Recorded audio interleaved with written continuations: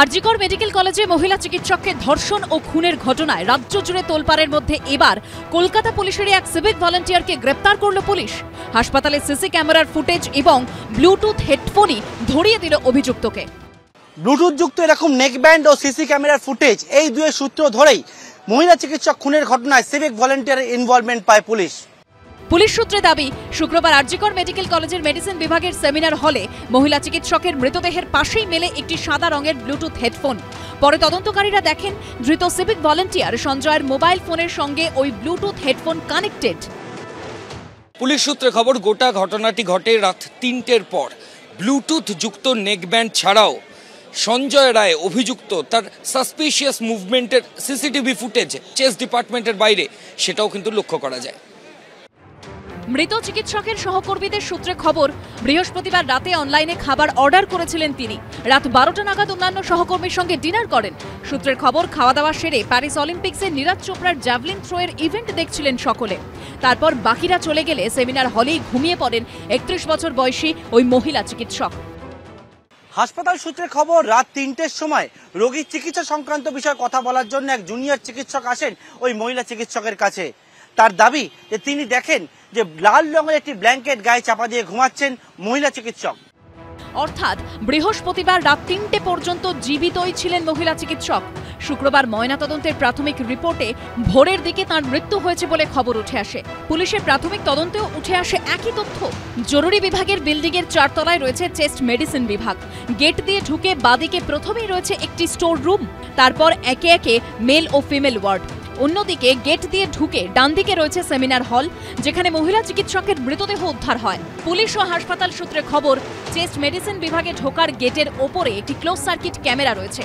সেই ক্যামেরায় রাত ৩টের পর 4 থেকে 5 জনের গতিবিধি লক্ষ্য করা যায়, যার মধ্যে দেখা যায় সিভিক ভলান্টিয়ার সঞ্জয় রায়কেও। এই ফুটেজ দেখার পরই সেই 4 থেকে 5 জনকে ডেকে পাঠানো হয়। রাতেই আটক করে আনা হয় সঞ্জয়কে। পুলিশ সূত্রে খবর, জেরায় বাকিরা সন্তোষজনক উত্তর দিলেও সিভিক ভলান্টিয়ার সঞ্জয়ের কথাবার্তায় অসঙ্গতি ধরা পড়ে। তাকে জিজ্ঞাসা করা হয়, অত রাতে ওই বিভাগে সে কি করতে গেছিল। উত্তরে সঞ্জয় বলে, এক রোগীর খোঁজ খবর নিতে। কিন্তু ওই রোগীর সঙ্গে কথা বলে জানা যায় সঞ্জয় সেখানে যায়নি। একই সঙ্গে সামনে চলে আসে আরও একটি বিষয়। মহিলা চিকিৎসকের দেহের পাশ থেকে যে ব্লুটুথ যুক্ত নেকব্যান্ড রিকভারি করে পুলিশ, তদন্তে জানা যায় সেটা সঞ্জয়েরই। এবং সেই নেকব্যান্ড পরে চেস্ট ডিপার্টমেন্টে অভিযুক্তকে ঢুকতে দেখা গেলেও সঞ্জয় যখন বেরিয়ে যাচ্ছে তখন তার গলায় কিন্তু নেকব্যান্ড ছিল না। সিসিটিভি ফুটেজে এমনটাই ধরা পড়ে। পুলিশ সূত্রে দাবি, এরপরই জেরায় ভেঙে পড়ে সিভিক ভলান্টিয়ার সঞ্জয়। স্বীকার করে নেয় অপরাধ।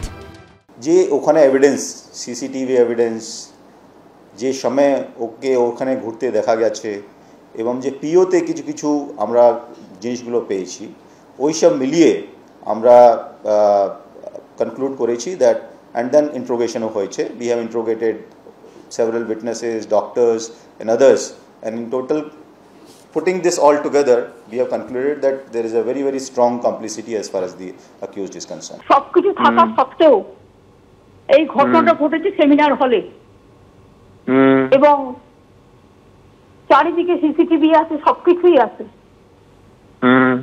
আমি বুঝতে পারছি না এত সাহস হলো কি করে। তবে যাকে ধরা হয়েছে তার ওখানে যাতায়াত ছিল, এইটুকু। আপনার কি মনে হয় যে কোনো মানে ইনসাইডারেরই কাজ, নয়তো সাধারণ রোগী বা তার আত্মীয়রা তো ওখানে পৌঁছতে পারবে না, বিশেষ করে রাত্রিবেলা? হ্যাঁ, যারা ওখানে বিভিন্ন কাজে যাতায়াত করেন তাদের মধ্যেই কেউ হবে। যাকে ধরা হয়েছে সে তো যাতায়াত করতো। কি কারণে এই ঘটনা ঘটালো ধৃত সিভিক ভলান্টিয়ার? শুধুই যৌন লালসা, নাকি নেপথ্যে অন্য কোনো কারণ? আর কেউ কি ছিল তার সঙ্গে? ধৃত সিভিক ভলান্টিয়ারকে জেরা করে প্রশ্নের উত্তর খুঁজছে পুলিশ। পার্থপ্রতিম ঘোষ, ময়ূখ ঠাকুর চক্রবর্তী ও সুদীপ্ত আচার্যর রিপোর্ট, এবিপি আনন্দ।